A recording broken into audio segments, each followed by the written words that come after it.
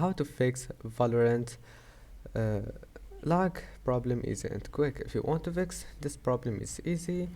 And if you want to boost your FPS, first just go here, go to type here background apps and click on it, and here we'll find background apps. Turn off this option and then go back, and now click here, right click here, and then task manager, and now go to startup, right click on all applications that you don't need and click disable, like this one, right click and disable it. And as you see here, you can see if the application is disabled or enabled. Now just close this window. After disabling all applications that you don't need, restart your PC, and after restarting your PC, open task manager again, then go to memory.